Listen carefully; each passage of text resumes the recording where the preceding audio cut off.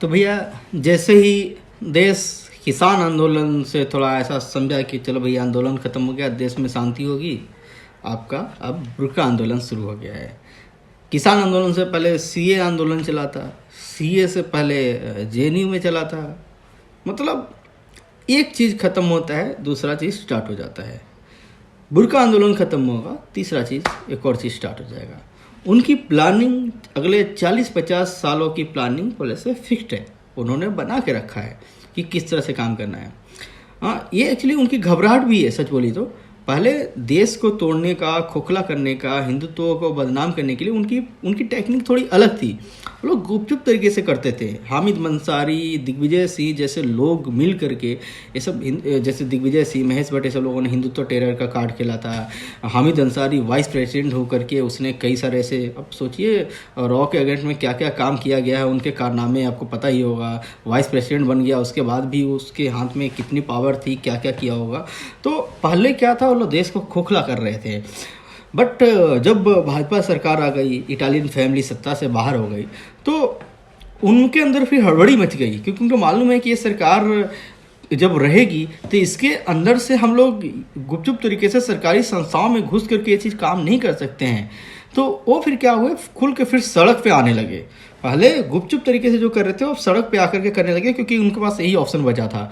तो उसी चीज़ के सब पार्ट्स हैं जो गजवा हिंद गजवा हिंद के नाम से जिसे हम जानते हैं, वो सब चीज़ के पार्ट्स हैं। तो जो सीए हो, किसान आंदोलन हो, अभी ये जो भी चल रहा है, सब उसके ही पार्ट है।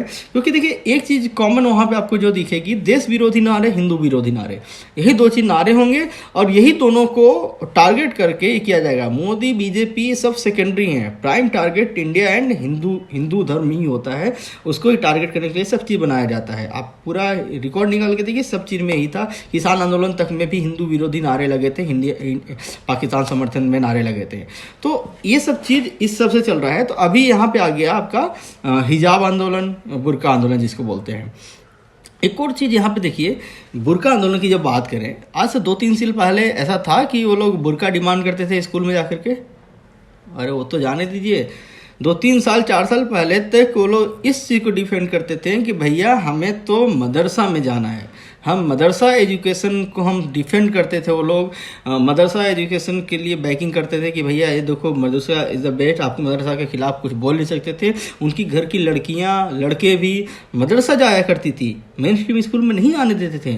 फिर क्या हुआ अचानक कि वो लोग इतना स्कूल आने के लालायित थे कि हमें स्कूल जाना मेन स्ट्रीम में। क्या उनके अंदर मॉडर्न एजुकेशन, अपना साइंटिफिक एजुकेशन का मतलब लालच आ गया, ये जाग गया कि भाई हमको इसको पढ़ना है? नहीं नहीं, ऐसा कुछ नहीं है, ये सब पार्ट है भैया। धीरे धीरे प्लानिंग करके वो लोग घुसते हैं हर जगह पे। एक जगह पर जहाँ पे घुसेंगे उस जगह को फिर वो लोग हड़प लेंगे। सोसाइटियों में भी ऐसी होती है, कई सारे ऐसे सोसाइटी है, मैंने कई सारे ऐसे कुछ सुना है। किसी सोसाइटी में जाते हैं, एक घर ले लिया, फिर एक आध और किसी को ले आए, फिर उस आसपास ऐसा एटमोसफेयर ये क्रिएट कर देते हैं कि सब लोग छोड़ करके भाग जाते हैं, उनका हो जाता है। 2-4 घर जो गरीब लोग रह गए वो माइनॉरिटी बन गए। ऐसे ही चलता है। अब सड़कों की बात करें तो देखिए, सड़कों से याद आया, अभी ये जो बुर्का आंदोलन शुरू हुआ है, इसके पहले एक नया वो लोग लेके आए थे पैतरा सड़क पे नमाज पढ़ने का। बट उसमें क्या हुआ, उनका बैकफायर ये हुआ कि वो सड़क आम लोग डायरेक्ट इन्वॉल्व थे, आम लोगों ने ही विरोध भी किया। गुड़गांव के लोगों ने काफ़ी, उनका आम लोग ही आकर के वो लोग विरोध किए, प्रदर्शन किए, उनको भगाए, तब जाकर के वो ख़त्म किया। लेकिन वो फेल हुआ तो उनका बैकअप उनके पास रेडी था, यहाँ पे बुर्का वाला लेके आ गए।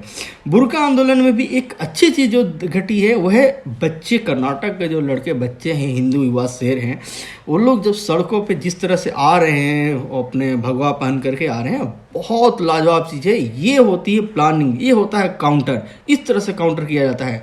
आप पॉलिटिकल, पुलिस ये सब लेकर के आओगे, वो वहाँ पे मैटर नहीं करेगा, वो वहाँ पे विक्टिम खेल जाएंगे, सब कुछ खेलेंगे। यहाँ पे भले लड़कों को कितना भी संघी ये बोल दें, लेकिन डीप डाउन उनको भी पता है कि इनको सही से काउंटर नहीं कर सकते हैं। ये उनके प्रोपेगेंडा के, उनके मतलब उनके सिलेबस से बाहर की चीज़ हो गई है। तो ये सही वे है कैसे काउंटर किया जाता है। आई एम श्योर वहाँ पे उनको बैकिंग तो होगी, पॉलिटिकल बैकिंग होगी बच्चों को, वो अपने खुद से नहीं कर रहे हैं। बट जो भी है, पर्दे के पीछे से सब ढोल पीटा नहीं जा रहा है, बहुत सही चीज़ कर रही हैं।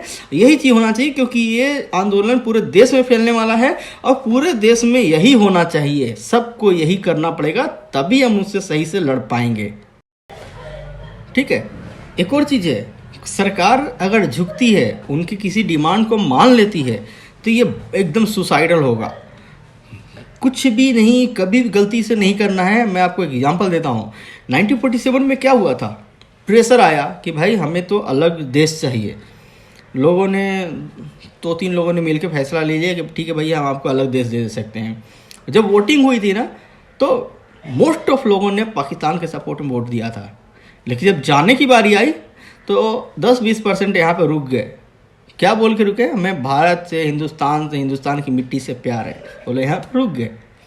कोई प्यार व्यार था भाई, वो तो आज पता चला कितना प्यार था आपको। मैं आज अगर रेफरेंडम करवा लीजिए, बोलिए कि भाई हम अलग देश के लिए वोटिंग करवा रहे हैं, आपको मुस्लिम लोगों को अलग देश देते हैं, मोस्ट ऑफ लोग 99% से ज़्यादा लोग वोट देंगे अलग देश के लिए, अलग इस्लामिक देश के लिए वोट करेंगे। लेकिन जब जाने की बारी आएगी तब फिर से 10-15-20% लोग यहाँ पे ये बोल के रुक जाएंगे भैया हमें हिंदुस्तान की मिट्टी से प्यार है। फिर 30-40-50 साल बाद जब वो कैपेबल हो जाएंगे, उनका उतना नंबर हो जाएगा कि अलग देश डिमांड कर सके, फिर वो लोग डिमांड करेंगे, वोटिंग होगी, सब लोग वोट करेंगे, फिर 10-20% रुक जाएंगे। ये सिलसिला तब तक रहेगा जब तक देश छोटे छोटे टुकड़े में बट ना जाए और वो मेजोरिटी में नहीं आ जाए। मेजोरिटी में आ जाएंगे फिर डिमांड करने की ज़रूरत ही नहीं है। तो ये सीन चलता है। अब देखो एक चीज़ अगर नोटिस किया हो आपने कि ये लोग किस तरह से डोमिनेट करते हैं लोगों को।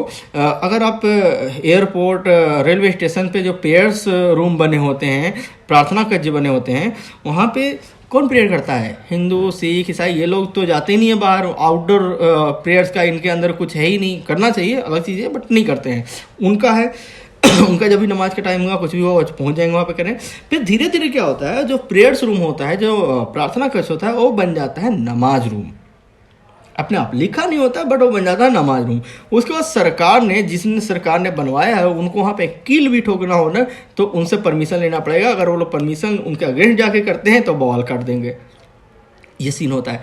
अब देखो ना, कोई भी कहीं पे भी अचानक स्टेशन प्लेटफॉर्म पे मजार खड़े हो जाते हैं। कहाँ से खड़े हो जाते हैं? इनके पास इतने पैसे थोड़ी हैं कि अचानक से खड़े कर देंगे। फंडिंग होती है, खड़े कर देते हैं। अब वो कर दिया तो वो जगह उनका हो गया। तो ये एक तरह का ये भी एक जिहाद ही है कि इस तरह से वो लोग उस चीज़ को कब्जा कर लेते हैं।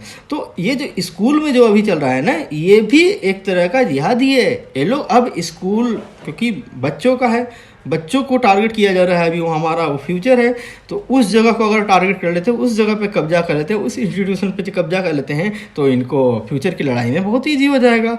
तो इस तरह से सिस्टमेटिक तरीके से वो लोग टारगेट कर रहे हैं, हर चीज़ को टारगेट कर रहे हैं। सड़क, घर, सोसाइटी, रेलवे स्टेशन, प्लेटफॉर्म, अब स्कूल तक पहुँच गए हैं।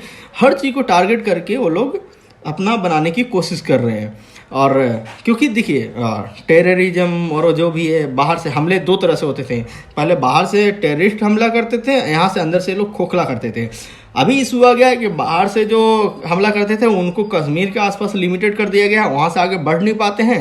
यहाँ पे जो अंदर से जो खोखला कर रहे थे उनकी दाल गल नहीं रही है। तो तब इन लोगों ने स्ट्रेटजी चेंज कर दिया है। और अरफा ने बोला ही था कि हम स्टॉप नहीं हुए, हमने अपनी स्ट्रेटजी चेंज कर लिया है। तो यही चेंज हुआ है स्ट्रेटजी। अभी जैसे सीए खत्म हुआ, किसान आंदोलन शुरू हुआ, किसान आंदोलन खत्म हुआ, फिर वो सड़क पे नमाज वाला चल रहा था, नमाज वाला वो चल नहीं पाया, तो उन्होंने तुरंत ये कार्ड उठा कर रख दिया है।